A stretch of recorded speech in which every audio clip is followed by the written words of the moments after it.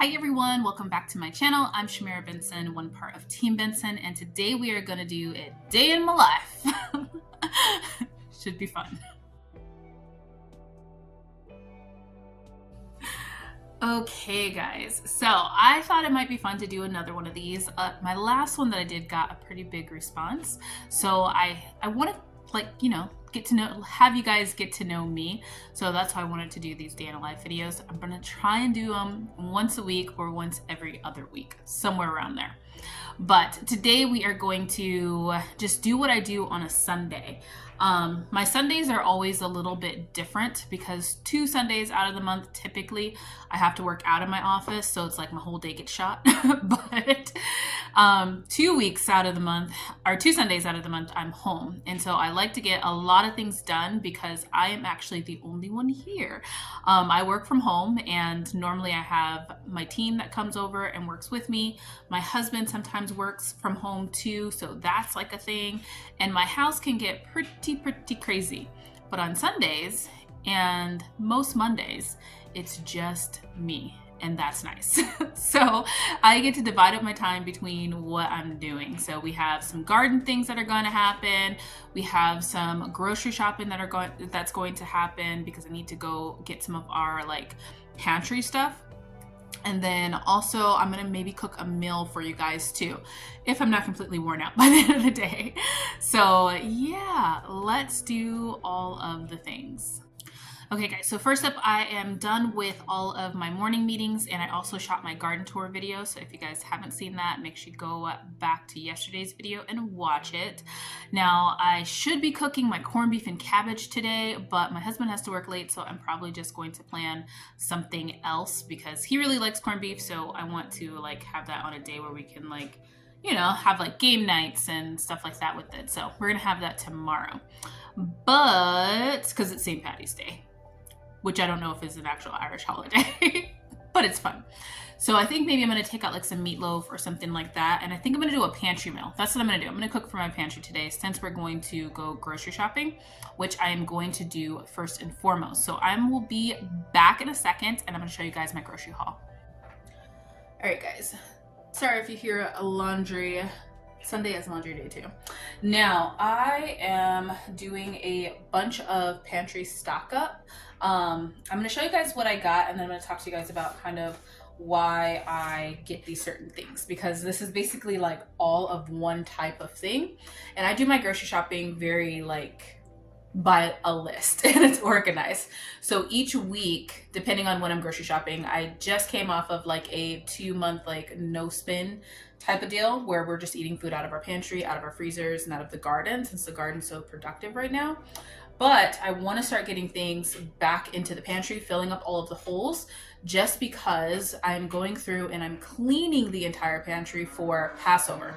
So since that's happening, I can make sure everything gets rotated and just fill all the holes that we have in the pantry, so that then we can have, just a nice full pantry. I like to have a year's supply of things. So let me just show you what I got. We got hominy corn. Now, I have certain amounts of everything just because that is what we have space for. So you'll see odd amounts of things. So we have hominy corn, which we have 1, 2, 3, 4, 5, 6, 7, 8 cans of that. Now, it is hard to find kosher, which the OU makes it kosher, hominy corn, because usually it is made with a lard. But if you guys love hominy corn as much as I do, which I love it a lot, then the Kroger's brand is kosher. Now, I also went to Winco for all the rest of the stuff. I got some green beans, which green beans are something in our house, which that one is kosher too. Something in our house that we eat a lot of. So I'm always filling up this section, and we got 5, 10, I think 11 cans. And then we got some potatoes. Now, canned potatoes is going to be something that I want to learn how to do, because I don't love the addition of calcium chloride. I don't like that. It is a firming agent. I really don't know why we just don't have just how these are, where it is just green beans, salt, and water. Come on guys, let's make things a little bit easier. Now we also got some canned spinach. Canned spinach is also very expensive, so we don't keep as much of it, but I do freeze spinach, which I froze a lot of Swiss chard this year. So this year I'm actually having less spinach in our pantry. And then the other thing is hard to find is kosher cream of mushroom soup, which this one is kosher kosher dairy. So I do always get like a nice supply of that. That one we were completely out of, so I got my year supply of that one. And then we got some sauerkraut, which sauerkraut is amazing, and we use sauerkraut a lot. I will be getting more sauerkraut, but it won't be already pressure canned. It'll be the one that is in the refrigerator. Then we just got some potatoes, and we got our dropped one, avocados, that I normally get each week because Mr. Benson likes to make guacamole.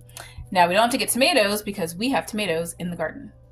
I want to talk a little bit about filling your pantry with a year's supply of things. Now, I like to have a year's supply of all the things that we use in my pantry just because it's, one, more cost effective to do it that way, and two, it's easier just to go to your pantry and get everything versus having to go to the grocery store every 5 seconds. Now, what's nice about living in the desert is that I also have the garden. So the garden is like its own pantry, because most of the year the garden has something in it, and then we can have our year supply of stuff that is either in the freezers, whether it's meats or it's canned vegetables or pastas or rice, beans, wheat berries, all those different things I like to keep a year supply of. Now, I have two major like pantry shopping times. Now, when I say that, I mean like I'm not buying like meats or anything like that, because I buy meats at certain times of the year, which gives us our year supply of like chicken, fish, and beef. Which you guys, if you've been following me for a while, you'll know that usually beef is in the summer, like late summer. Fish is usually in like August, and then chicken is usually in like January-ish. I probably will do another chicken run coming up here just because we've had a lot of like little parties. But Passover time is one of my favorite times to fill my pantry too. One, because I'm Passover cleaning already. And that involves me completely going in and taking out everything and wiping it down and cleaning it. All of my jars I'm cleaning, and all of my cans I'm wiping down, making sure there's no dust on them, making sure there's no like dents or anything like that. And I'm also just making sure that I'm rotating everything so that we're not wasting anything. Also, anything that we have in our pantry that we don't like, or we have an abundance of, or maybe we bought too much of, then I donate that to one of our kosher pantries here in Arizona, or I just take it to our synagogue, which they will donate it to a kosher pantry or a family in need at our synagogue. So I think that it's important to go through your pantry and add that as your Passover cleaning, because so much food is wasted, and there's tons of families that can use that. Like right now, I know everybody's going to be ramping up for Passover, but people that are trying to have a nice Passover Seder may not be able to afford a lot of things afterwards. So it's nice to be able to make sure the pantries are stocked, like the food pantries are stocked, so that then people have options to get help if they need it. So I suggest you guys do that. Now, the other reason why I go grocery shopping at this time and fill in my pantry is because things that are kosher for Passover are better ingredients. Like this ketchup. As you guys can see, this is the last of our ketchup. You know who won't have fries until this is available again? The Benson family, because this is all the ketchup that we have. And this ketchup has no high fructose corn syrup in it. And so it tastes way better. Now last year I bought 2 containers, because usually we only use 2 containers in a year, but this year I don't know what it was. Maybe we cooked a lot of like fries, but we used a lot of ketchup, so we had to like ration this part out, and as you can see, it is like pretty much done. So I will be buying 3 of these extra once they start putting out all the stuff that is kosher for Passover, just because it has better ingredients, and you'll find that for a lot of different things. So probably in the next couple of weeks, when they start putting all that stuff out, I'll do another grocery haul and let you guys see what I get there. All right, I'm gonna go and put some of this food away, and then we are going to go. I'm gonna change because I have no more Zoom meetings. So that means I can look like a bum for the rest of the day. So I'm gonna change, and then we are going to add some dirt to that potato bed and put those beans in there. So yeah, let's go do that. Okay guys, I'm in my tight squeeze of a garden, and where there's so many hummingbirds still, and I'm going to add some soil to my potatoes. I'm just going to basically hill them, and then I'm going to add some pole beans. Now, not all potatoes you need to hill, almost tripped, just the ones that are determinate, or no, indeterminate. You can hill those ones. The determinate ones you don't need to. I believe I have 2 determinate varieties, or indeterminate varieties, one of those. I'm just gonna hill the potatoes. So I have potatoes here in my Vego garden bed, and then I also have potatoes here in a big pot. And so what I'm gonna do, because ones that are indeterminate can grow potatoes along the like grow more like potatoes along here if you bury them with soil. So I'm gonna go ahead and cover those up. I think it'll help too, just because the rains and the winds kind of really made these crazy. So we're gonna go ahead and do that. Now we are going to use some of my favorite potting soil. This one is the Patio Plus. It's the Kellogg's Organic. Now I do have some broccoli leaves that I was drying out. They just got super wet that I was going to use for mulch. So I'm going to let those continue to dry out, and then I'm going to mulch over top of this later on once those dry out. But yeah, that is the soil that I'm going to be using. Okay guys, I found an easier way because the tomato plant is harassing me. So I just got one of my pots and I'm filling it up with soil and then just kind of dumping it all over the place. That literally broke my back, spirit, and I don't know, potentially soul. That was not the easiest task to do. I should have hilled those when they were smaller, but oh, my back hurts right now. I am gonna put these beans in there, but do I feel like crawling back through there, or do I just want to plant it later on? I think I'm just gonna plant it later on when I'm crawling back through there for other things, but I'm gonna go ahead and hill these potatoes in the pot now. At least now we know to use this. This made it a lot easier than trying to pour it in there. But you know, it's a learning curve. It's all a learning curve. I feel like I'm covered in dirt too, guys. Okay, I'm gonna get this one done. So this one was a little bit easier. And I just filled it up, and I feel like it gave it a lot more support too. So these ones aren't as tall as the ones in the big bed, but yeah. Hopefully that does something, because that was a lot of work if these are determinate potatoes.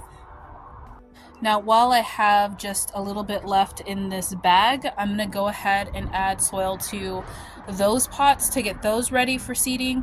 And we're going to add some probably to these shishito pepper pots if we have some left over. So I bought a couple bags of soil way back when I told you guys to buy them, put them in your garage so then they don't get sopping wet. So I'm pulling out the bags of soil that I have in my garage. I still have 2 more bags, I believe, that I'm going to use to just level off all of my pots. Right now I'm leveling them all off with potting soil, and then the next time I'll do it, I'll do compost. So that was a lot of work. My back hurts. So I'm gonna go inside, take a shower, wash off this dirt, finish working, and then I'm going to make some dinner. Okay guys, we are at the end of the day. Sorry if you can hear laundry going, but I am going to do a quick meal for my pantry. Now, as you guys know, I like to freeze like meats and different things like that with the way that I'm going to cook them. And a while back, we actually made these together. I did meatloaf, and it has all the seasonings, all the everything in there, and then I vacuum sealed it.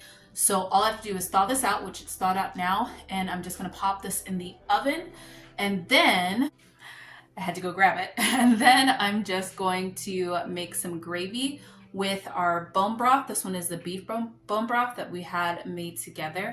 And I'm just gonna open up a can of green beans and get some of our frozen onions that are chopped up already out of the freezer and put all those together. So while this meatloaf is cooking, I'm gonna go ahead, finish up everything in my office, get it all going, and then yeah, when I come back, it's just 1, 2, 3, chop up some potatoes, let those boil, make the gravy, warm up the green beans, and we're done.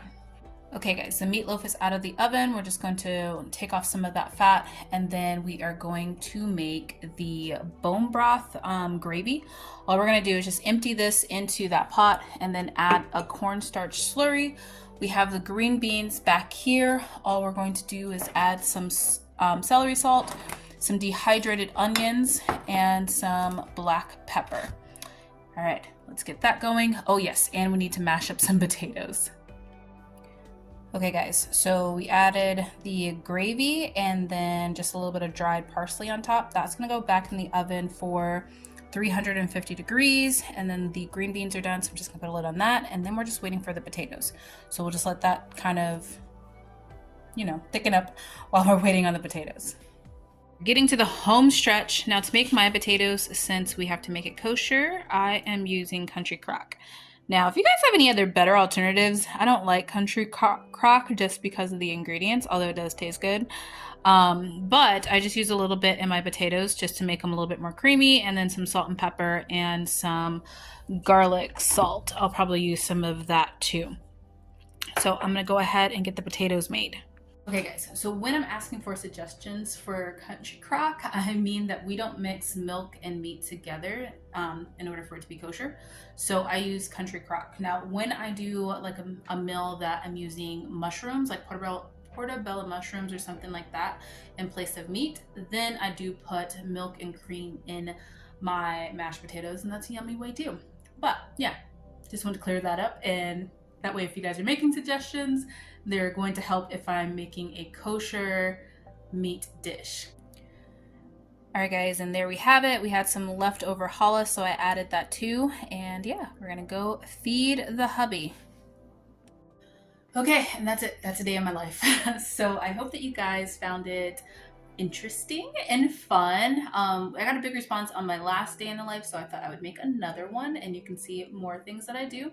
But until next time, grow yourselves a garden, because even a small space can provide you with tons of food. Bye guys.